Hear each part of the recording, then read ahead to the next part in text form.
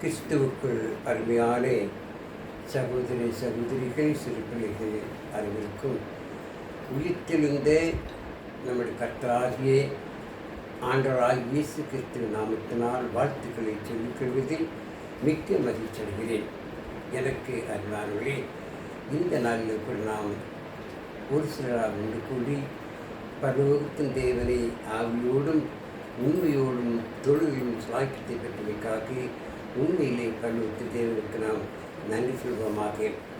எனக்கு அன்பால் தெரிந்த நாளிலே கூட நாம் எபிரேயருக்கு எழுதின நிருபம் 4ஆம் அதிகாரம் 13வது வசனத்திற்கு நாம் இந்த நாளில் கவனத்தை செலுத்தலாம்.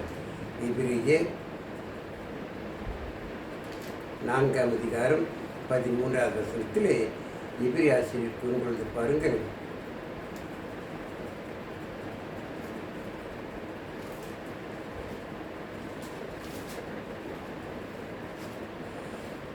அவருடைய பார்வைக்கு மறைவான சிருஷ்டி ஒன்றுமில்லை, சகலமும் அவருடைய கண்களுக்கு முன்பாக நிர்வாணமாயும் வெளியரங்கமாயும் இருக்கிறது, அவருக்கே நாம் கணக்கு ஒப்புவிக்க வேண்டும். எனக்கு அன்பானதிலே கடந்த வாரத்திலே நாம் தெய்வ நியாய தீர்ப்பை குறித்து கடைசி பகுதியிலே பார்த்தோம். அந்த நியாய தீர்ப்பிலே எல்லாரும் தேவனுக்கு முன்பாக வந்திருப்பார்கள். அப்பொழுது நாம் எல்லாரும் அவருக்கு கணக்கு கொடுக்க வேண்டும் என்பதை குறித்து கடந்த வாரத்திலே மார்ச்சின் அடியிலே பரிசுத்த பவுல் அத்தனை பட்டணத்தாருக்கு சொன்ன அந்த உபதேசத்தின் கடைசி பகுதியில் நாம் வாசித்தோம். அதே போலதான் இன்றைக்கும் கூட உங்களுக்கும் எனக்கும் தர்மையான ஆலோசனையை பரிசுத்த மூலம் என்ன செய்கிறோம், நாம் இப்பொழுது ஆராய்ந்து பார்க்க போகிறோம். ஏனென்றால் தேவனுடைய பார்வைக்கு ஒருவருமே தப்ப முடியாதாம். எல்லாரும் அவர் கண்களுக்கு முன்பாக நிற்கிறோம். அவர் நம்மை கவனித்துக் கொண்டிருக்கிறார் பாருங்கள். ஆகவே எபிரேயர் சொல்லும்போது பாருங்கள், அவருடைய பார்வைக்கு மறைவான சிருஷ்டி ஒன்றுமில்லை, சகலமும் அவருடைய கண்களுக்கு முன்பாக நிர்வாணமாயும் வெளியரங்கமாயும் இருக்கிறது, அவருக்கே நாம் கணக்கு ஒப்புவிக்க வேண்டும். இன்றைக்கு மனிதர்களாகி நீங்கள் நானும் சமுதாயத்தை ஏமாற்றலாம், படிக்கின்ற பிள்ளைகள் தங்கள் பெற்றோர்களை ஏமாற்றலாம், அல்லது அநேக மக்கள் அதிகாரிகளை ஏமாற்றலாம். ஆனால் பரலோகத்து தேவனை ஒரு காலம் ஒரு போதும் ஏமாற்ற முடியாதாம். அது எல்லாரும் தேவனுடைய பார்வையிலே அவரை கணக்கு கொடுத்தே தெரிய வேண்டும். ஆகவே தான் பரிசுத்த மூலமாக எபிரேயர் சொல்லும் பொழுது, அவருடைய பார்வைக்கு மறைவான சிருஷ்டி ஒன்றுமில்லை, சகலமும் அவர் கண்களுக்கு முன்பாக நிர்வாணமாயும் வெளியரங்கமாயும் இருக்கிறது, அவருக்கே நாம் கணக்கு ஒப்புவிக்க வேண்டும். ஆமான் பார்த்தலே, இந்த உலகில் அநேகருடைய வாழ்க்கையிலே பார்க்கிறோம் பாருங்கள். அநேகர் இன்னைக்கு துணிகரமான தேவனுக்கு முன்பாக மறைத்து அநேக பாவங்களை செய்கிறதை பார்க்கிறோம் பாருங்கள். தேவன் பார்த்து கொண்டாயிருக்கிறார், தேவன் கவனிப்பாரா என்று அநேகர் பாருங்கள். இன்றைக்கு தங்களுடைய வாழ்க்கை முன்னேறுவதற்காக, தங்கள் வாழ்க்கையிலே சுகமோகமாய் வாழ்வதற்காக அநேகர்கள் மனிதர்களை ஏமாற்றுகிறார்கள். பாவ செயல்கள் தொடர்ந்து துணிகரமான பாவங்களை செய்கிறதை பார்க்கிறோம். அது யார் என்ன செய்தாலும் அவன் தாங்கள் செய்த கிரிக்கு தக்க பலனை நிச்சயமாக அவர் அடைந்தே தெரிய வேண்டும். ஆகவே தான் பரிசுத்தம் சொல்லும் பொழுது, அவருக்கு நீங்கள் நானும் கணக்கு துதிக்க வேண்டுமா? எங்கு போவோம்? அவருடைய பார்வை எப்படி நாம் மறைத்துக் கொள்வோம்? சிந்தித்து பாருங்கள். சங்கீதக்காரர் தாவீது சொல்லும் பொழுது சங்கீதம் 139ஆம் அதிகாரத்துக்கு திருப்பலாம் பாருங்கள். சங்கீதம் 139 சங்கீதக்காரர் தாவீது சொல்லும் பொழுது மிக அழகாக அவர் சொல்கிறார் பாருங்கள். சங்கீதம் 139ஆம் அதிகாரம் 1 வாசிக்கலாம்.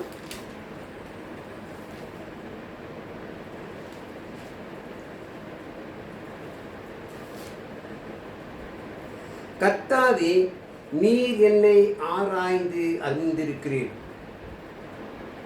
தாவீது ராஜா கூறுகிறார், கர்த்தாவே, நீர் என்னை ஆராய்ந்து அறிந்திருக்கிறீர். தாவீது ராஜாவை மாத்திரமில்லை, உலகத்தில் இருக்கிற அத்தனை பேரையும் அவர் அறிந்திருக்கிறார், அவர் தெரிந்திருக்கிறார். அவர் தமது உள்ளங்கையை நம்மை அறிந்திருக்கிறார். அவர் ஒரு கால் ஒருபோதும் யாரும் ஏமாற்ற முடியாது. தேவன் எல்லாவற்றையும் அறிந்திருக்கிறார். பாருங்கள், அவர் சொல்கிறார், என் உட்கார்தலையும் என் எழுந்திருக்கிறதையும் நீர் அறிந்திருக்கிறீர், என் நினைவுகளை தூரத்திலிருந்து அறிவீர். உட்காரும் பொழுதும் எழுந்திருக்கும் பொழுதும் நம் எங்கே உட்கார்ந்திருக்கிறோம், எப்படி எழுகிறோம், எல்லாவற்றையும் அவர் அறிவார். நம் நினைவுகளை அவர் அறிந்திருக்கிறார். உள்ளத்தில் என்ன எண்ணுகிறோம், என்ன யோசிக்கிறோம் என்பது அவருக்கு தெரியும். பாருங்கள், அது மாத்திரமில்லை, அவர் சொல்லும் பொழுது, நான் நடந்தாலும் படுத்திருந்தாலும் என்னை சூழ்ந்திருக்கிறீர், என் வழிகள் எல்லாம் உமக்கு தெரியுமாம். நடந்தாலும் நாம் நடந்தாலும் எங்கு படுத்திருந்தாலும் அவர் என்ன செய்கிறார்? அவர் நம்மை சூழ்ந்திருக்கிறார். என் வழிகள் எல்லாம் உமக்கு தெரியும் என்று அவர் சொல்கிறார். அது மாத்திரமில்லை, என் நாவில் சொல் பிறவாததற்கு முன்னே இதோ கர்த்தாவே அதையெல்லாம் நீர் அறிந்திருக்கிறீராம். என் நாவில் சொல், உள்ளத்திலிருந்து வரக்கூடிய அந்த நாவின் மூலமாக பேசுகின்ற சொல் பிறவாததற்கு முன்பதாக, இந்த நாவினால் பேசுவதற்கு முன்பதாகவே என்னத்தை பேசுகிறோம் என்பதை அவர் அறிந்திராகவே தான் அவருடைய பார்வைக்கு மறைவான சுற்று ஒன்றுமே இல்லையா? எனக்கு அன்பாந்தில் இன்றைக்கு நீங்கள் நானும் எவ்வளவு ஆர்வத்தோடு அமர்ந்து பருவத்தின் தேவனை நோக்கி நாம் பாடுகிறோம், ஜெபிக்கிறோம், சத்திய விஷயத்தை கேட்கிறோம், கட்டிருப்பதில் பங்கு பெறப் போகிறோம், தேவனுக்கு என்று கொடுக்கிறோம். எந்த எண்ணத்தோடு வந்திருக்கிறோம்? நம் உள்ளத்தில் என்ன எண்ணிக்கொண்டிருக்கிறோம்? நாம் என்ன பேசப் போகிறோம்? இதெல்லாம் தேவன் அறிந்திருக்கிறார். ஆகவேதான் அவருடைய பார்வைக்கு மறைவானது தோன்றவில்லை. தாவீது ராஜா அதைத்தான் கூறுகிறார், என் நாவில் சொல் பிரவாதத்திற்கு முன்னமே நீர் எல்லாவற்றையும் அறிந்திருக்கிறீர்கள். அது மாத்திரம் சொல்லும்பொழுது பாருங்கள், முற்புறத்திலும் பிற்புறத்திலும் நீர் என்னை நெருக்கி உமது கருத்தை என்மேல் வைக்கிறீர். இந்த அறிவு எனக்கு மிகுந்த ஆச்சரியமும் எனக்கு எட்டாது நிறுவமாயிருக்குதாம். முற்புறத்திலும் பிற்புறத்திலும் அவர் அறிந்திருக்கிறார். ஒருவேளை நாம் இதை தெரியாமல் இருக்கலாம், தாவீது சொல்லும்பொழுது இந்த அறிவு எனக்கு எட்டாமல் இருக்கலாம், ஆனால் உண்மையிலே எல்லாவற்றையும் அறிந்திருக்கிறேன். அது மாத்திரம் சொல்லுங்க பாருங்கள், உம்முடைய ஆவிக்கு மறைவாக எங்கே போவேன், உம்முடைய சமூகத்தை விட்டு எங்கே ஓடுவேன்? நான் வானத்துக்கு ஏறினாலும் நீர் அங்கே இருக்கிறீர், நான் பாதாளத்தில் படுக்கை போட்டாலும் நீர் அங்கே இருக்கிறீர். நான் விடியல் காலத்து செட்டுகளை எடுத்து சமுத்திரத்தின் கரையாந்தரங்களிலே போய் தங்கினாலும் அங்கேயும் உமது கை என்னை நடத்தும், உமது வலது கரம் என்னை பிடிக்கும்.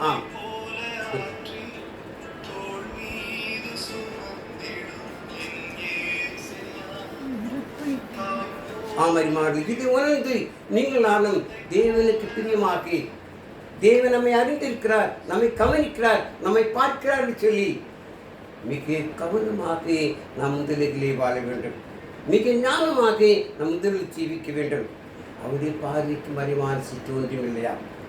தாவீது ராஜா சொல்லும் பொழுது, நான் முற்புறத்திலே போனாலும் பிற்புறத்திலே போனாலும் என்னை அறிந்திருக்கிறீர், இந்த அறிவு எனக்கு எட்டாததாயிருக்கிறது. அந்த அளவுக்கு தேவன் நம்மை கவனிக்கிறார்.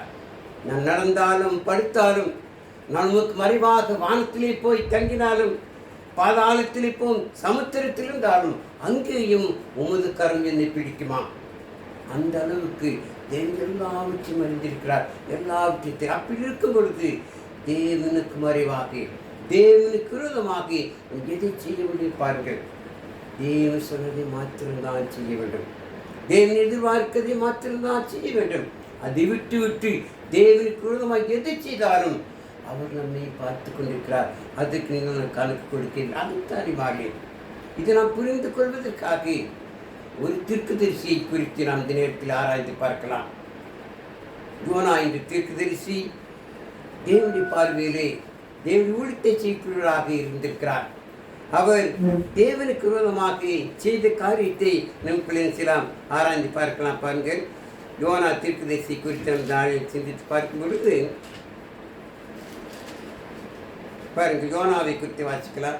யோனா 1ஆம் அதிகாரத்தை வாசிக்கும் பொழுது, அபித்தாயின் குமாரனாக யோனாவுக்கு கர்த்தருடைய வார்த்தை உண்டாகி, அவர் நீ எழுந்து மகா நகரமாகிய நினிவேவுக்கு போய் அதற்கு விரோதமாய் பிரசங்கி அவருடைய அக்கிரமம் என் சமூகத்தில் வந்து எட்டினது என்றாராம்.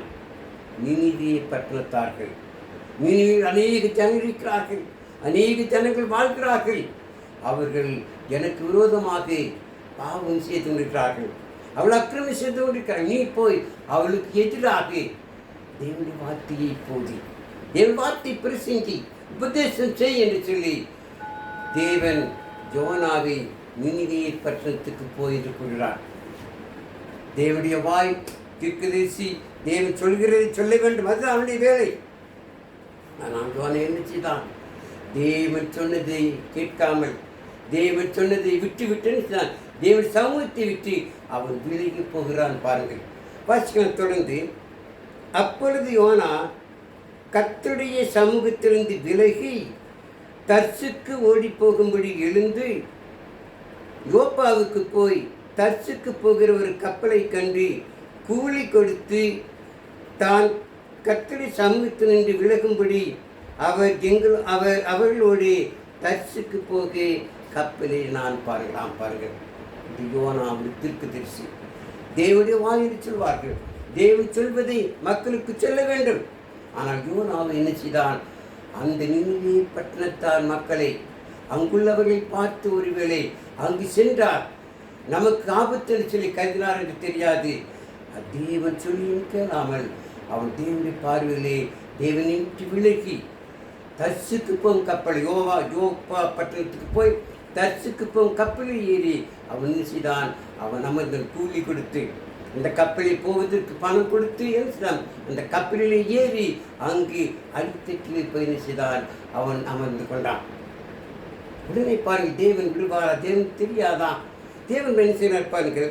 கர்த்தர் சமுத்திரத்தின் மேல் பெருங்காற்றை வரவிட்டார், அதனால் கடலிலே கப்பல் உடையமென்று நிலைக்கத்தக்க பெரிய கொந்தளிப்பு உண்டாயிற்று.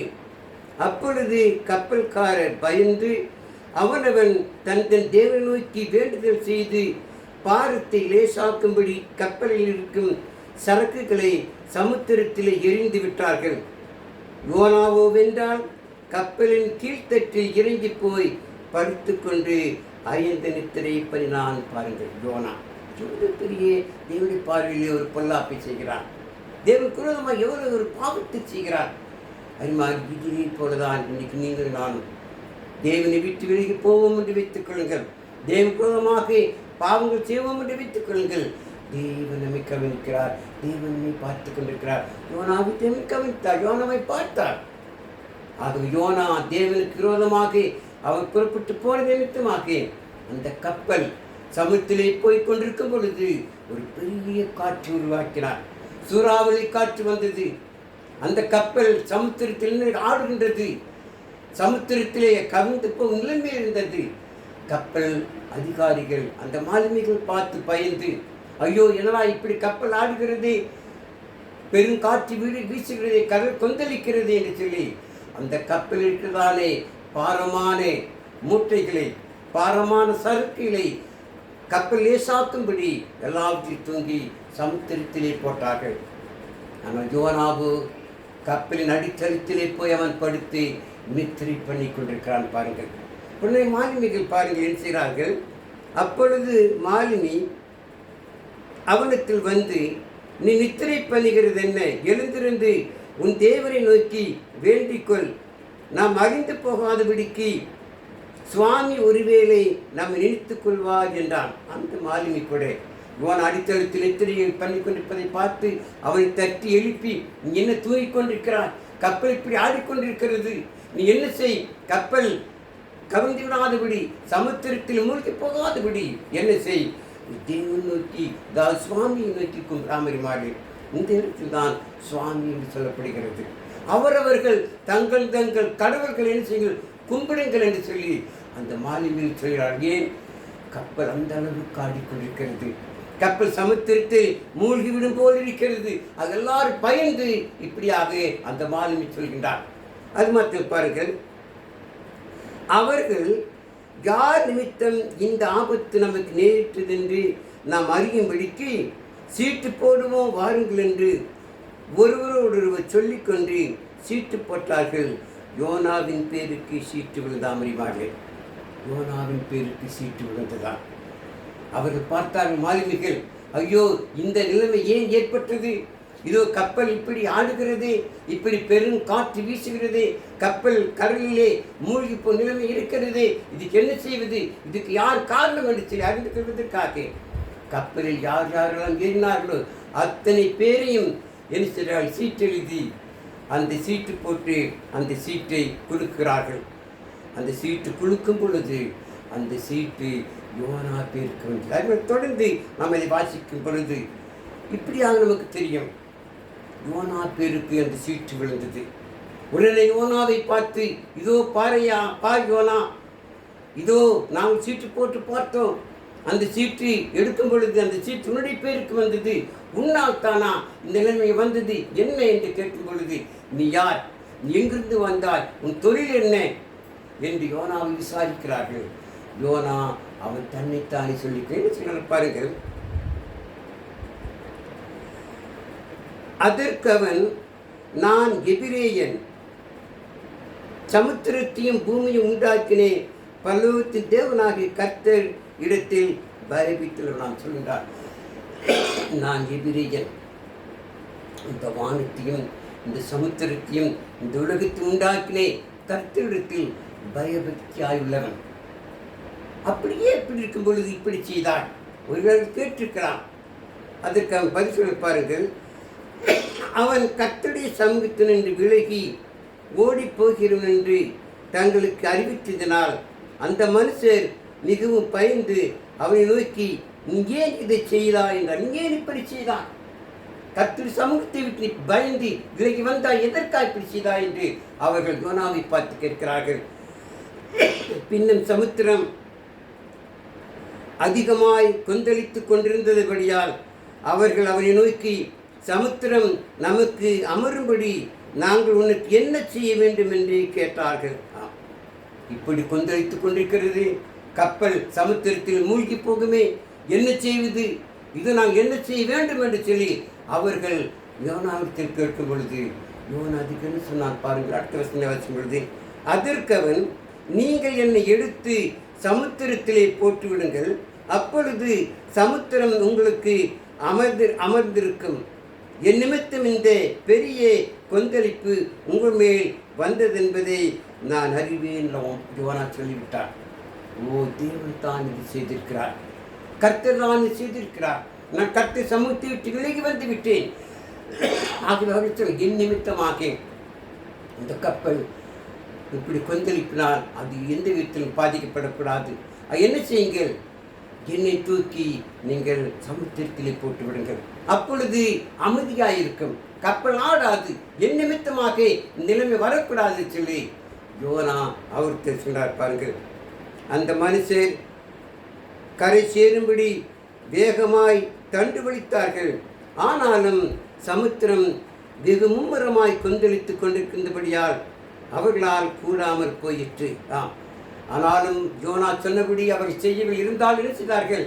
கப்பல் ஆடாதபடிக்கு என்ன செய்தார்கள்? அதை அமைதியாகும்படி தண்டுகள் எத்தனையோ பாடுகள் பற்றி அதை அமைதிப்படுத்த பார்த்தார்கள். ஆனால் முடியவில்லை. அதிகமாக கப்பல் ஆடிக்கொண்டது, கொந்தளிப்பு அதிகமாக இருந்தது. என்ன செய்வது தெரியாமல் இருப்பார்கள்.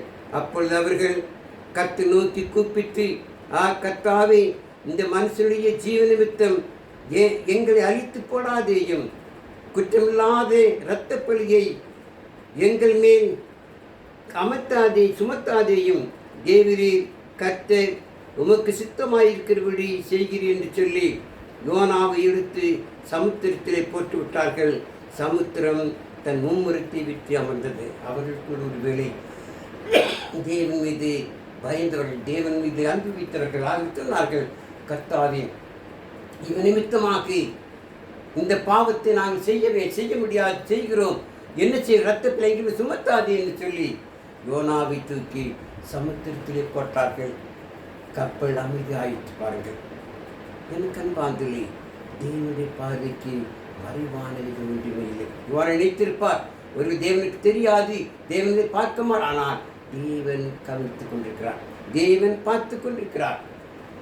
யோனா சமுத்திரத்தில் போட்ட பிறகு கப்பல் ஆடாமல் அமைதியாக அது தம் புறப்பட்டு போய் கொண்டிருந்தது.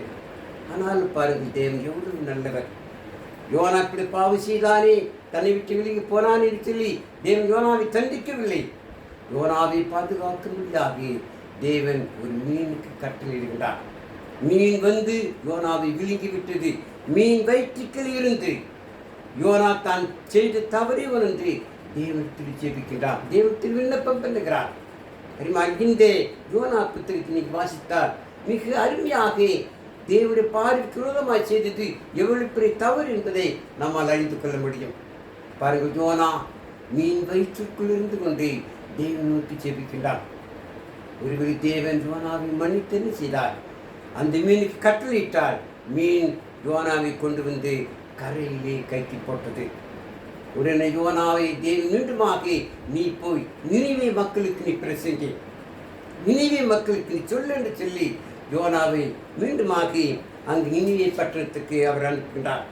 அங்கு யோனா போய் அந்த நினிவே உள்ள மக்களுக்கு என்ன செய்கிறார்? தேவன் வார்த்தையை பிரசிக்கின்றார், தேவன் சத்தியத்தை போதிக்கின்றார். நீங்கள் மனம் திரும்ப வேண்டும், நீங்கள் தேவனுக்கு பயப்பட வேண்டும், உங்கள் அக்கிரமத்திலிருந்து உங்கள் பாவத்திலிருந்து நீங்கள் மனம் மாற வேண்டும் என்று சொல்லி ஒருவேளை யோனா பிரசங்கித்திருப்பார். இதை கேட்டு அந்த ஜனங்கள் பயந்தார்கள். அவர்கள் தங்கள் ரட்டை உடுத்தி தாங்கள் செய்து பாய்ந்து உணர்ந்தார்கள். அந்த ஜனங்கள் மாத்திரமல்ல, அந்த நினைவை ராஜாவும் கூட அந்த ஜனங்களை பார்த்து அவன் மனம் மாறினான். ராஜா கூட பயந்தான். யோனாவின் போதனையை கேட்டு, யோனாவுடைய வார்த்தையை கேட்டு நினிவே மக்கள் எல்லாம் மனம் மாறினார்கள். நினிவே மக்கள் எல்லாம் பயந்தார்கள். அவர் ரட்டை உடுத்திக் கொண்டு எழுச்சினார்கள். சாப்பிடாமல் அவர் தேவனுக்கு முன்பாக தாழ்மையாக இருந்தார்கள். யோனாவை பார்த்து அவன் வேதனைப்பட்டான், அவன் ஏமாற்றம் அடைந்தான். ஆனாலும் யோனா அங்கு பிரசங்கித்து பிற்பாடு அவன் வந்து ஒரு இடத்துல கூடாரம் போட்டான். தங்கின பொழுது அவனுக்கு வெயிலாகிவிட்டது. அவன் வெயிலாயிருக்கிறான்னு சொல்லி பார்த்து தேவன் அவனுக்கு ஒரு ஆமனுக்கு செடியை விளைய செய்து உடனே அந்த ஆமனுக்கு செடி வந்து அவனுக்கு நிலை தந்தது. அதை அவன் பார்த்தான். அடுத்த காலையிலே அந்த ஆமனுக்கு செடினானது தேவன் ஒரு பூச்சியை உண்டு பண்ணி இந்த ஆமனுக்கு செடியை கடித்து அது ஒன்றுமில்லாமல் ஆக்கும்படி தேவன் செய்தார். அதை ஆமனுக்கு செடி காய்ந்து ஒன்றுமில்லாமல் போனது.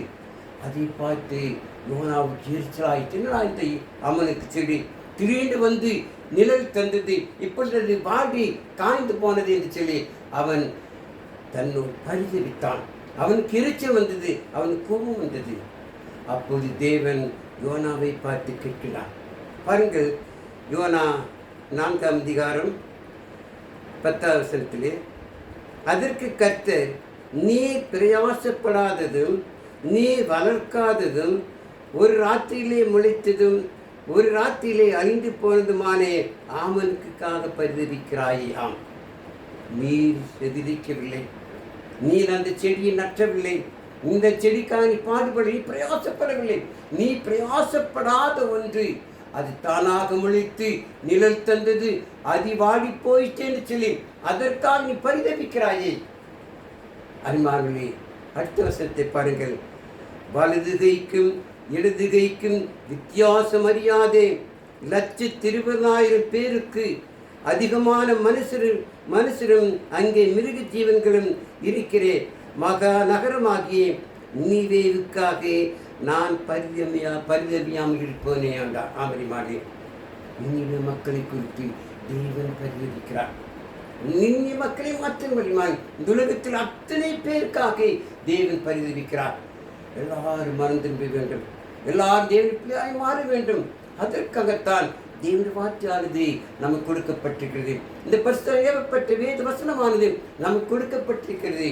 இது ஒரு சட்ட புத்தகம், தேவனால் கொடுக்கப்பட்ட ஒரு அன்பின் கடிதம். பாருங்கள், நீங்கள் நானும் இந்த வேத வசனத்தை கேட்டு அதை விசுவாசித்து பழைய பாவமான ஜீவிதத்தில் மனம் திரும்பி நாம் ஆரை விசுவாசித்தோமோ அந்த விசுவாசத்தை நாம் வாய்கள் அறிக்கை செய்து பாவம் மன்னிப்புக்கென்று நான் சாண பெரும் பொழுது நாம் தீண்டி பிள்ளைகளாக ஒரு புது சிற்சிலாக மாறுகிறோம், கர்த்தரின் அங்கமாகிறோம். நாம் தொடர்ந்து மரண பொறுமையாக ஜீவிக்கும் பொழுது தேவ சித்தத்திற்கு நாம் கீழ்ப்படுத்தலாம், அந்த பரலோக பாக்கியத்தை பெற்றுக்கொள்ள முடியும். இதைத்தான் யோனாவுக்கு தேவன் சொன்னார், நீ போய் நீதிய மக்களுக்கு பிரசங்க. எனக்கு அன்பார்களே, யோனாவை போல தேவன் நம்மை என்ன செய்கிறார், ஒவ்வொருவரையும் அனுப்பியிருக்கிறார். இன்னைக்கு நான் கிறிஸ்துவுக்கு பிறந்திருக்கிறோம் என்று சொன்னால் நீங்கள் தேவப்பிள்ளையை மாற்றப்பட்டிருக்கிறோம். எதற்காக? நாம் பெற்ற சந்தோஷம் இந்த வைசகமும் பெற வேண்டும். நான் பெற்ற சந்தோஷம் அநேக மக்கள் பெற வேண்டும். எத்தனை பேர் இன்னைக்கு நினைவே இருக்கிற மக்களைப் போல தேவன் விரோதமாக வாழ்ந்து கொண்டிருக்கிறார்கள். அப்படிப்பட்ட மக்களுக்கு நம்மளான மட்டும் சுவிசேஷத்தை சொல்ல வேண்டும், சத்தியத்தை போதிக்க வேண்டும். நாம் தேவனுடைய பார்வையிலே நாம் ஏமாற்றக்கூடாது. என்னால் முடியாது, எனக்கு தெரிய சொல்ல முடியாது, நமக்கு தெரியும். அமியமாலி இந்த அன்பான வேளையிலே தேவன் நம்மை அறிந்திருக்கிறார். அவருடைய பார்வைக்கு மறைவான சிற்றி ஒன்றுமே இல்லை. சகலமும் அவர் கணக்கு முன்பாக நிர்வாணமாக வெளியிடமாயிருக்கிறது. நம்ம அவர் கணக்கு கொடுக்க விடாது. நம்மளான மட்டும் ஆத்மாவை ஆதாயப்படுத்துவோம், நம்மளான மட்டும் சுவிசேஷித்து செல்லுவோம். அநேக ஆத்மாக்களை தேவனத்தில் கொண்டு வருவோம். தேவன் உலக மக்களை குறித்து அவர் பரிதபிக்கிறாயிருக்கிறார். ஒருவராது கெட்டு போவது அவருக்கு விருப்பமில்லை.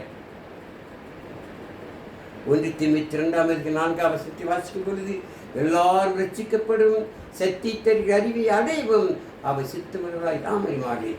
தேவன் எல்லாரும் ரட்சிக்கப்பெற வேண்டும் என்று விரும்புகிறார். எல்லா சத்தியத்தை அறிவை அடைய வேண்டும் என்று விரும்புகிறார். ஆகவே அந்த தேவனுடைய விருப்பத்தை நிறைவேற்றுவது நம்முடைய பொறுப்பாக இருக்கிறது. ஆக நீங்கள் நானும் நாம் கேட்டு இந்த வசனத்தை ஏற்றுக்கொண்டு யோனாவை போல நாம் என்ன செய்யக்கூடாது. யோனா போகிற இடத்துக்கு அவன் போகாமல் வேறு இடத்துக்கு போனது போல போகாமல் நாம் தேவனுடைய பார்வையிலே தேவனையே மாற்றாமல் தேவனுக்கு மறைவாயிராமல் நாம் தேவன் உண்மையாக ஜீவிப்போம், தேவன் பிரியமாக ஜீவிப்போம். அதற்கு ஏற்ற பலனை தேவன் நமக்கு தருவார். பாருங்கள், அந்த தனிமான வேளையிலே இப்படிப்பட்ட சத்தியத்தை கேட்டு நீங்கள் நானும் அதை மனதில் ஏற்றுக்கொண்டு நாம் தேவனுக்கு கணக்கு கொடுத்து தெரிந்து அறிந்து தேவனை பிரியமாய் ஜீவித்து தேவன் நிச்சயவராக தேவன் தாமே இந்த வசனத்தையும் கேட்ட மனைவி ஆசிரிப்பார். நான் பார்த்த கவனத்திற்கு என் நன்றியை சொல்கின்ற அருமையான வேளையிலே கேட்டு இந்த வசனத்தை சத்தியத்தை நீங்கள் மற்றவர்கள் கேட்கும்படி சப்ஸ்கிரைப் பண்ணுங்கள், லைக் பண்ணுங்கள். ஜெபம் செய்வோம். இரக்கம் மிகுந்த எங்கள் பரலோக பிதாவே, உன்னதத்தில் வாசம் செய்கிறவரே, தர்மான வேளையிலே யோனாவின் மூலமாக ஒருவரும் தேவனுடைய பார்வையிலே தப்பிக்க முடியாது என்பதை நாங்கள் அறிந்து கொண்டோம் அப்பா. ஆகியதை உணர்ந்து கொண்டோம். இதை கேட்டு நாம் ஒவ்வொருவரும் கொடுப்பான். உமது பார்வைக்கு மறைவாக எதுவுமே செய்ய முடியாது, உமக்கே கணக்கு கொடுக்க வேண்டும் என்று உணர்ந்து உமக்கு பிரியமான மக்களாக ஜீவிக்கத்தற்கே தெய்வத்தாமிகளை எடுத்து பயன்படுத்தும்.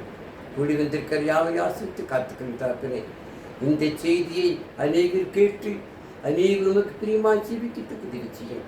எங்கள் பாவக்குற்றம் தெய்வாக மடியும்.